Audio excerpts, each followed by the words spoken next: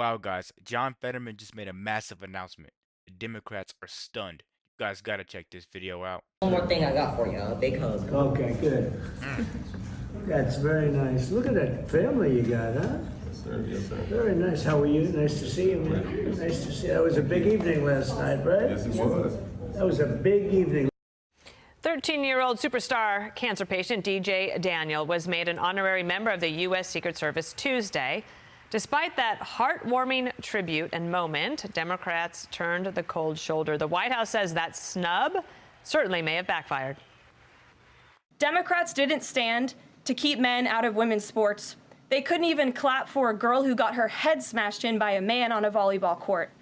Democrats didn't stand for an innocent and beautiful child who is surviving brain cancer.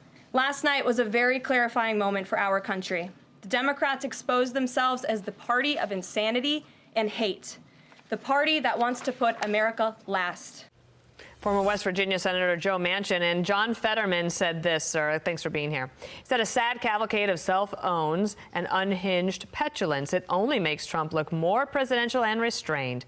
We're becoming the metaphorical car alarms that nobody pays attention to, and it may not be the winning message. I'm going to take that metaphor a step further. When that car alarm's going off, it's really annoying. I mean, John Fetterman, he always comes in at the right time, with the right message, with common sense. That's really good to come from a Democrat because he understands that there's a desperate need for change. And that's all we've been wanting. And that's all we're about to start getting used to now that Trump's in office. He's doing massive investigations. He's being very blunt, telling people how it's going to go. And these people still want it to go the opposite way. How does that make sense? How is that fair?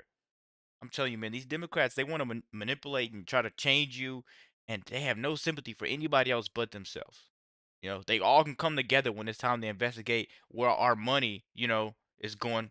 Their money, forget our money that we're paying taxes for. When their money starts going missing, then they want to come together for a plan. They want to make stuff try to work. That's very backwards. What about little DJ that went through 13 brain surgeries, and now he's able to talk? They told him he wasn't even going to live 5 months. They have no sympathy or empathy for anybody around this world, man. Let's keep going. Sad. I kept thinking, I was watching the delivery.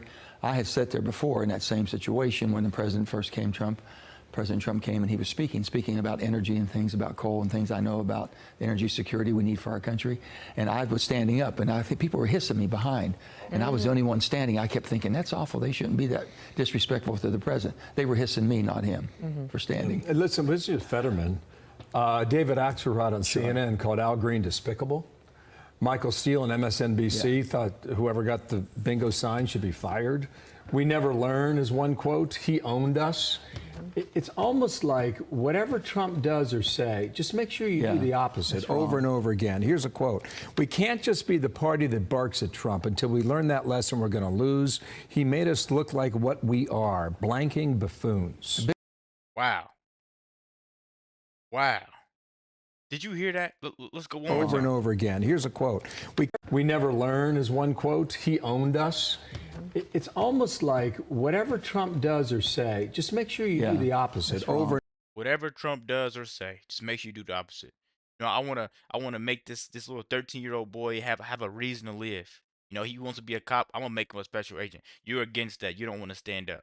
I'm gonna investigate where this money's going because a lot of it's going to fraud and abuse. A lot of it's fueling your pockets. I'm gonna investigate that. Then what do? You stand against it. Anything Trump wants to do, they go against it. That he wants to make America safe. He wants to bring us together. He wants to make America great again. They go against it. It's eventually it gets tiring, to be the underdog, but it's like a dark tunnel. At the end, it's going to be light, because Trump, he realized that a long time ago.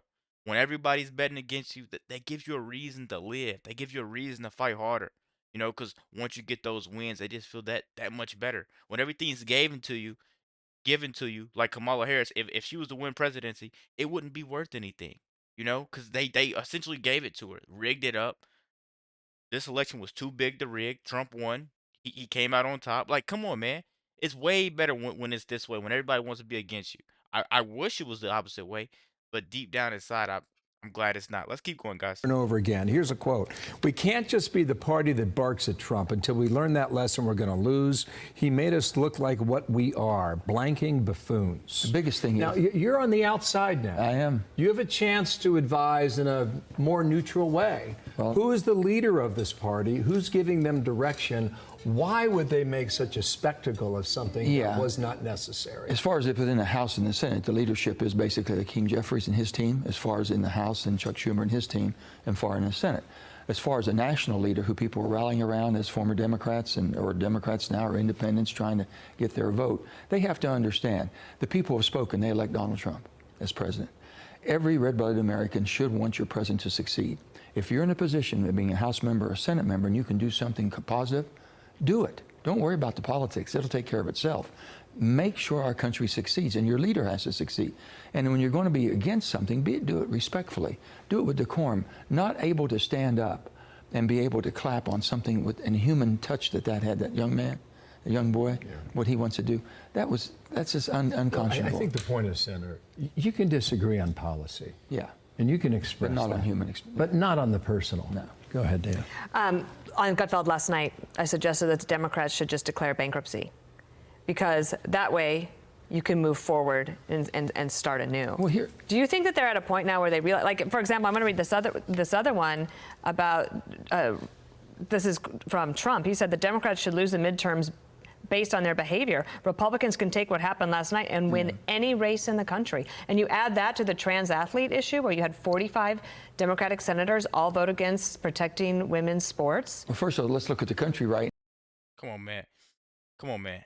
All of them voted against protecting women's sports. Dude, how would you feel if your daughter wanted to get involved in boxing or something like that, and then my son, you know, that's been doing it all his life, knocks her jaw off her face? It just wouldn't be fair, and it wouldn't make sense. The Democrats need to file for bankruptcy. What do you guys think about that? Please let me know down low in the comment section. Be sure to like, comment, subscribe if you're new. And as always, let me know what you react to. We're out.